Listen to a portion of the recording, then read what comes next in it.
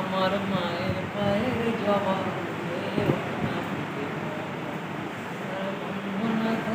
हमारे मायर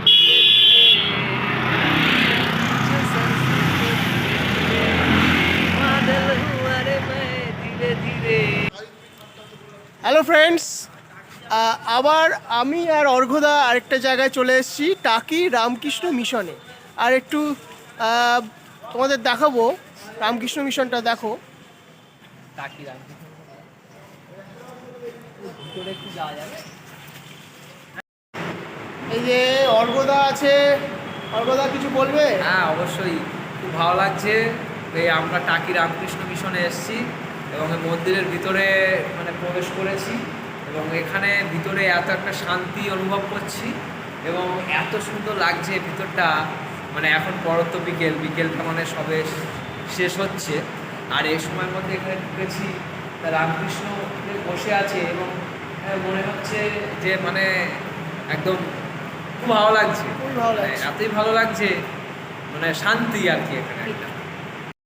এখন একটু অর্ঘদা গান গাইতে চাইছে। অর্ঘদা গানটা শুরু হোক তাহলে। হ্যাঁ হ্যাঁ, আসলে আমি এই রামকৃষ্ণের এখানে এসেছি তো, হ্যাঁ তাই একটা ছোট করে এক লাইন গান গেয়ে হ্যাঁ হ্যাঁ একবার বিরাজ মা, দিদি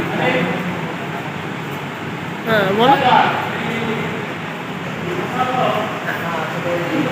রামকৃষ্ণের কাছে এসেছি তো, তাই মানে একটা গান করতে ইচ্ছা করছে। সঙ্গে রামকৃষ্ণের একটা গেয়েই দেই নাকি? হ্যাঁ হ্যাঁ একবার বিরাজ গো মা, দিদি কোমল আসনে।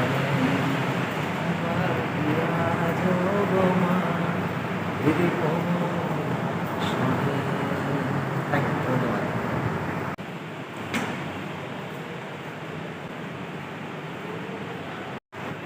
অর্ঘদা এবার একটা শ্যামা সঙ্গীত গাইবে। হয়ে যাক অর্ঘদা। আমার মায়ের পায়ের জবা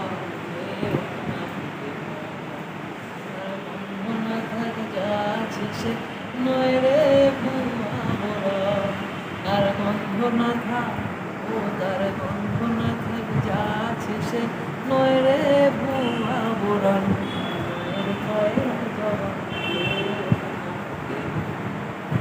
এখানে এসে তো আলাদা একটা শান্তি ফিল হচ্ছে, তাই তো? দারুণ, মানে কি বলবো, সামনে আমাদের রামকৃষ্ণ বসে আছে আর মার কাছে এসেছি, মনটা শান্তিতে ভরে যাচ্ছে। একদম একদম।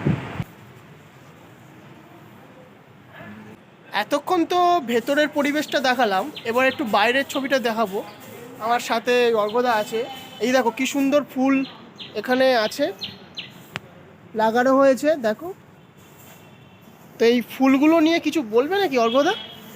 হ্যাঁ, বলবো বলতে মানে এই যে ফুলগুলো, এগুলো অসাধারণ। মানে এত সুন্দর এই ফুলগুলো না, মানে বাবাই তুমি একটু ভালো করে সামনে থেকে দেখিয়ে দাও একদম একদম একদম একদম। ফুলগুলোকে, এইগুলোকে দেখিয়ে দাও। মানে ভগবানের জায়গাতেই এইরকম জিনিস পাওয়া যায়। হ্যাঁ, ঠিক মানে ঠিক ঠিক। ভগবানের আশীর্বাদ আছে বলেই, মানে ভগবান এখানে আছে বলেই কিন্তু এই এত সুন্দর ফুল এখানে ফুটে আছে। সব জায়গায় কিন্তু এরকম পাওয়া যায় না। মানে আর মানে এগুলোকে দেখা মাত্রই আমাদের মনে সার্থকতা এসছে যে না, এত সুন্দর ফুল এখানে ফুটেছে। এবং ওখানে গোলাপ হয়, একটু গোলাপ দেখো। হ্যাঁ গোলাপও দেখুন। সাদা তবে গোলাপ ফুটে একটাই আছে। ব্যাপার বলবো যে এখানে কেউ ছিঁড়বেন না। হ্যাঁ হ্যাঁ, সৌন্দর্য, হ্যাঁ ছিঁড়বেন না, উপভোগ করুন সৌন্দর্য, কিন্তু কেউ ছিঁড়বেন না।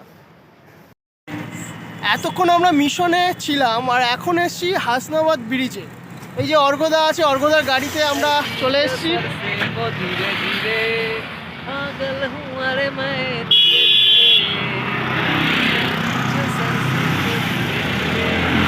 পাগল হুয়ারে মায়ের ধীরে ধীরে দিল্লে গেই। আমরা হাসনাবাদ ব্রিজে আছি। অসম, সূর্যটা অস্তও চলে গেল। আচ্ছা বাবাই, দেখিয়ে দাও একটু লুকটা। দেখলে হ্যাঁ, সূর্যটা অস্ত গেল এবং গেল। মানে অস্ত যাওয়াটা আমরা দেখাতে পারলাম না, আমরা একটু পরে এসেছি কিন্তু অসম্ভব সুন্দর লাগছে। ওই এই সাইড, এই দিকে একটু দেখিয়ে দাও। এই যে আমার পিছনে দেখছো, এটা হচ্ছে ইছামতি নদী। আর এই সৌন্দর্য উপভোগ করতে হলে তোমাদেরকে আসতে হবে হাসনাবাদ ব্রিজের উপরে। হ্যাঁ, এবং এখানে এসে ঠিক বিকেলের টাইমে আসতে হবে।